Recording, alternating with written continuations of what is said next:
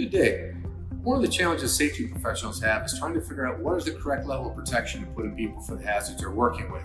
And the most confusing area that we run into that is white suits. Right? There's a perception if it's a white suit, it's Tyvek. The reality is there's a number of different fabric technologies that are used to make garments.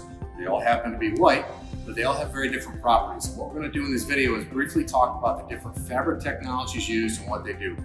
So at the very beginning, we're going to start with something called SMS. SMS stands for Spun-bond Meltblown Spun-bond. Spun-bond material is basically, your spun-bond polypropylene material is basically what a hairnet is made from. So the way this particular material is made is there's two layers of spun-bond material and a meltblown layer in between. So think of it as a polypropylene sandwich, where that inner layer provides some degree of filtration. The benefit to this material is it's very low cost and it's highly breathable. It's a very open structure.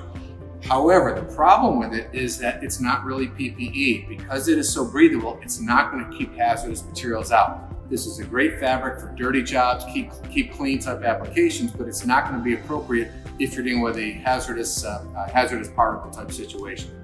Next up, we've got something that's referred to as microporous film. So basically we take polypropylene substrate, and now what we do is we laminate a layer of plastic material to the surface of it. Very difficult to see on the video, but the photomicrograph shows that extremely thin layer of plastic that's laminated to the surface. If you could touch and feel this, you'd feel it. There's a very plasticky feel to the surface of it. So this material actually does provide some decent protection. Good news and bad news on it. The good news is when this material is brand new, it's going to be pretty much impervious to particles. Liquid depends on what the liquid is. Light liquid splash is going to be great for it. But the problem with this material, there's two different challenges with it. Number one, because it's a plastic suit, it's pretty uncomfortable to wear. You get very hot very quick in the material.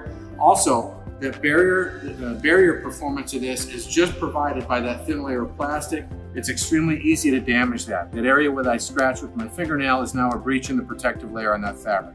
Okay? At the top of the portfolio is Tyvek. Tyvek is made from 100% high-density polyethylene, and the best analogy I can give you on how this material is made, which is what gives it its great properties, is think about cotton candy. Basically, when Tyvek is made, a thick mat of randomly sprayed down fibers of high-density polyethylene are made, and then that particular material is squeezed together with heat and pressure, and it produces Tyvek. Tyvek has some unique properties. Number one, it is a breathable material. It's air permeable. Next, anyone who's tried to rip open a Tyvek Federal Express envelope realizes it's a very tough material, so it makes a very durable garment. And because it's such a tangled mess of fibers, it provides incredible holdout for particles. It's a very, very difficult path for a particle to try and find its way through the material. Another thing that people don't often think about when we're talking about worker comfort, it's also the thinnest and the lightest weight of all these materials. So we believe it gives you the best balance of comfort, durability, and protection of all the different germ protection fabrics. Once again, DuPont provides garments made of all these different fabric technologies. If you want more information, please visit us at SafeSpec, www.safespec.dupont.com.